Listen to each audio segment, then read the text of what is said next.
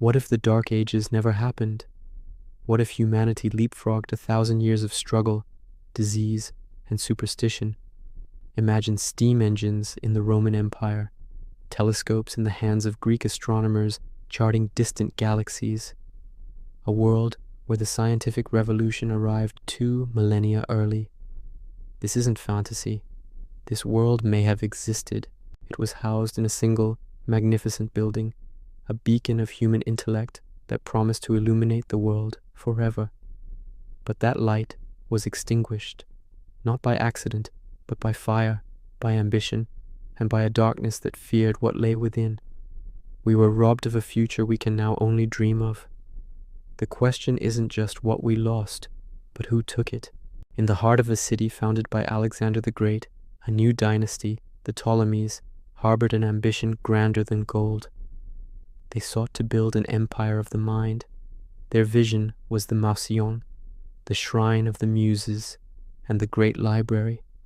Agents were dispatched across the known world, from Athens to Persia, with a single command: acquire everything. No scroll was too obscure, no price too high. Their methods, however, grew darker. A law was enacted. Any ship that docked had to surrender its books. Scribes would copy them, and the library kept the originals. The unfortunate travelers were handed back cheap copies. The Ptolemies called this ship library, a polite term for state-sponsored intellectual piracy. Imagine the scene: thousands of scrolls, papyrus, and vellum lining shelves that stretched to the heavens.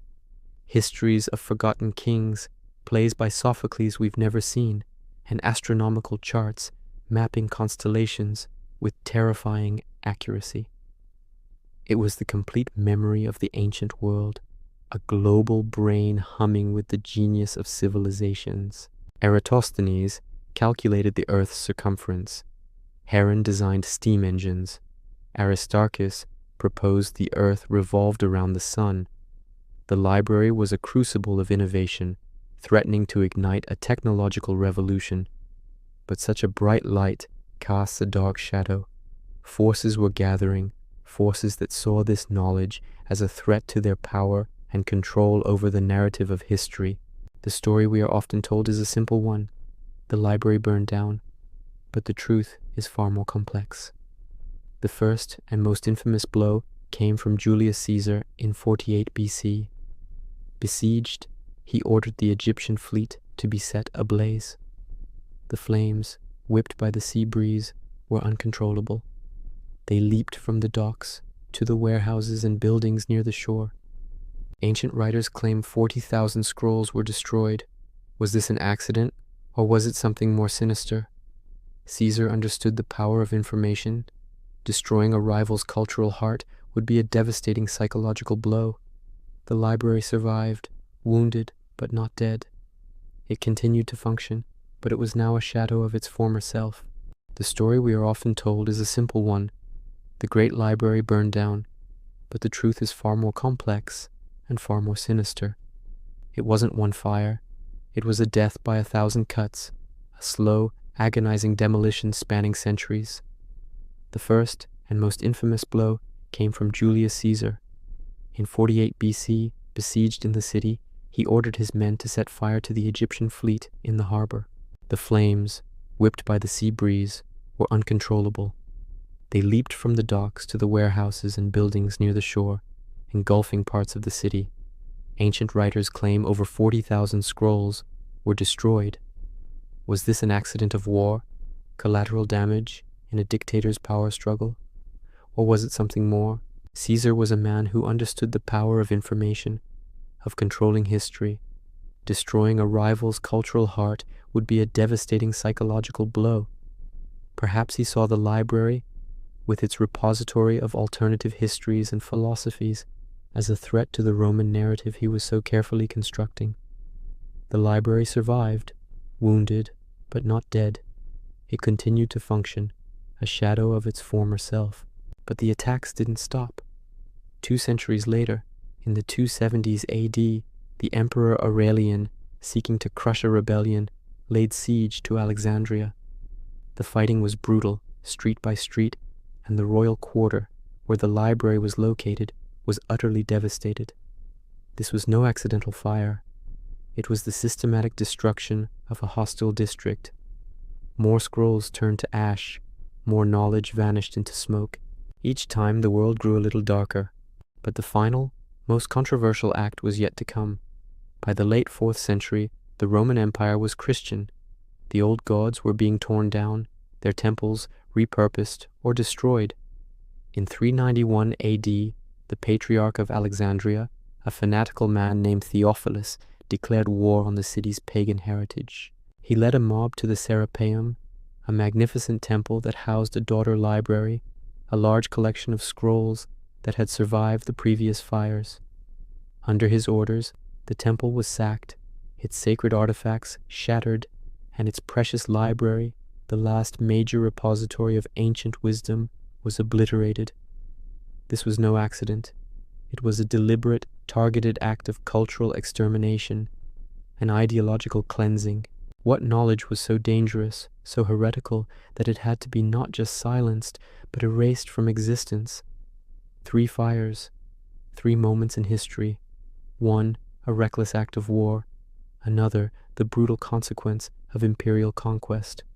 The last, a cold, calculated act of religious fanaticism. Each time, the world grew a little darker. So what was in those scrolls that made them so dangerous? What secrets were worth killing for?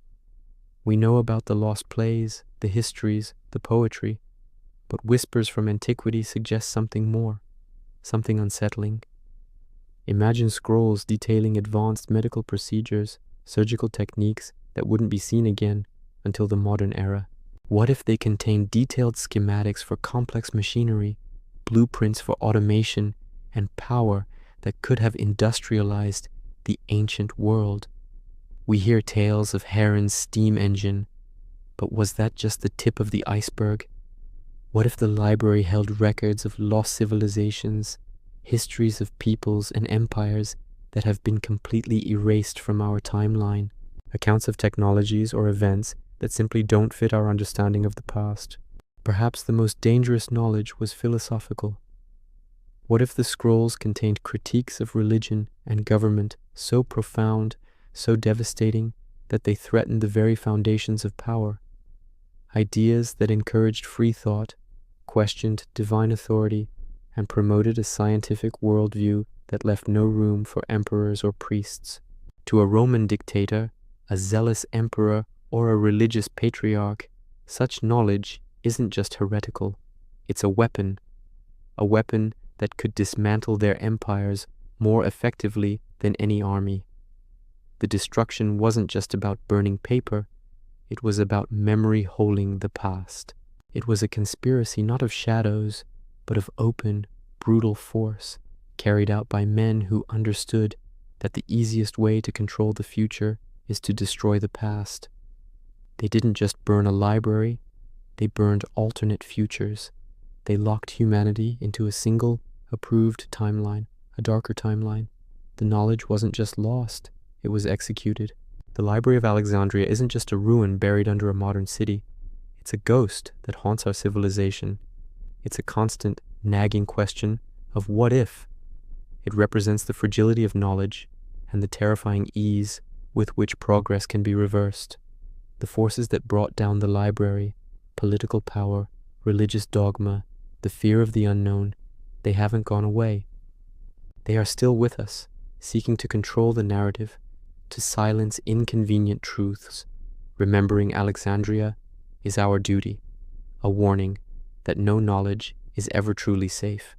We have to be the guardians now.